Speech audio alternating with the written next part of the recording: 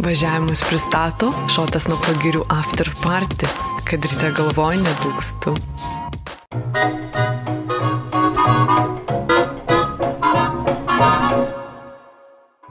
Kaip tu manai, pavyzdžiui, Tadas Vidmantas, Marozai, jie pasirinka būti Marozas, ar jie tiesiog tokie Gimsta. Bet, pavyzdžiui, aš tai buvau irgi biški Marozas vaikystėje.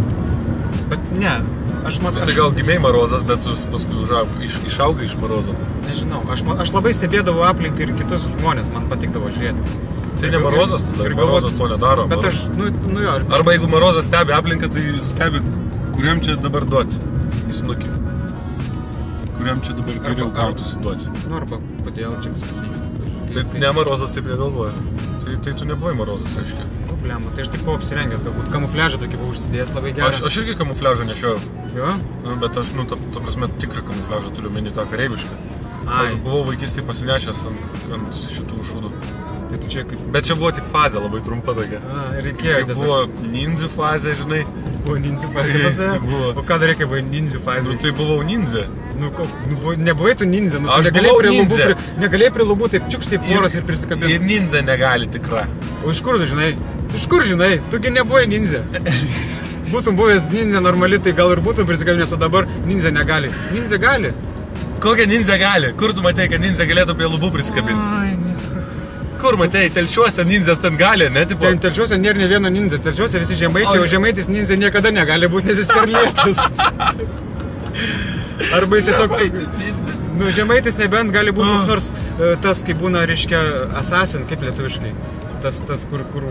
Tylusis žudikas. Taip, kuris lėtai prisliūkins ir nepastebėsi, kaip sraigis toksai, žinai, prieis pats ir nusliūkins kaip šešėlis. Ir tu net nepajausi, iš kur tau čia kraujas bėga. Bet ninzė tikra, tai aš manau, kad gali labai daug. Vien kaip pažiūrėjau ten kokį nors, pavyzdžiui, filmą. Tai aš norėjau irgi galėti. Filmai yra tikrovė. Ir aš norėjau apsimesti, norėjau būti ninzė. Lakstydavom ten po miškus, šokinėdavom, saltus buvom išmokę padaryti. O kai salto mokė, tai jau esi beveik ninzė. Ir šerap. Taip, labai daug ninzių Vilniui paskutiniu metu galima pamatyti. Kurie šokinėja ten per visokius bortukus. Tai su treningais tai ne ninzė. Ne ninzė. Ne ninzė su treningais, tai yra tie, kurie saltų su treningais, tai tie parkuristai, ten prancūzų kovos menas, tai yra pabėgti nuo priešo.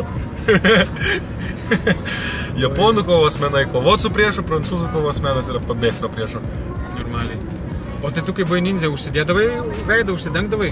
Užsidengdavau, turėjau kaukę. O po namus tik taip vaikščiodavai ir eidavai ir į miestą? Į lauką, eidavom su... Kiek toli iki lauko nueidavai? Iki draugo, kuris išgelbėsi ką? Kuris irgi buvo ninzė.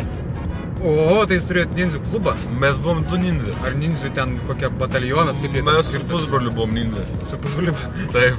Jo, dažniausiai visi pusbroliai ninzės. Geriausia dalykai būna su pusbroliais, jo. O tai dar kas nors buvai? Kaubojus buvau. Gei. Čia labai gei, žinau.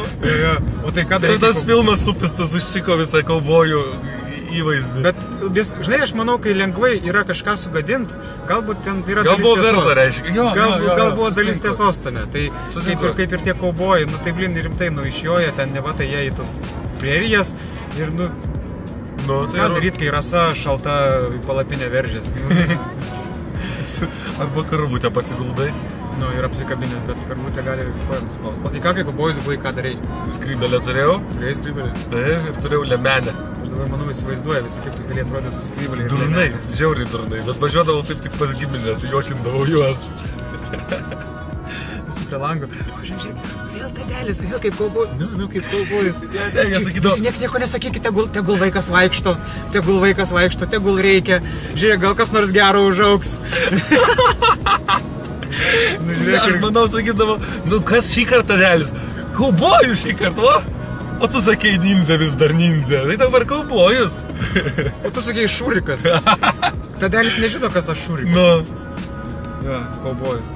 Aš tai... O tada šūrikų nevadindavo, nes tu su akiniais. Vadindavo. Su akiniais tai šūrikas. Vadindavo, bet man tai tokie, kai žmogus neišradingai kaip nors pramedžiodavo mane, tai aš tiesiog net prarasdavau bet kokį norą ten kariauti ar ginčyti su juo. Nes pavadinti šūrikų žmogų su akiniais yra... nu, intelekto nereikaliaujantis. Kaip storą žmogų pavadinti storo, ne? Nu taip.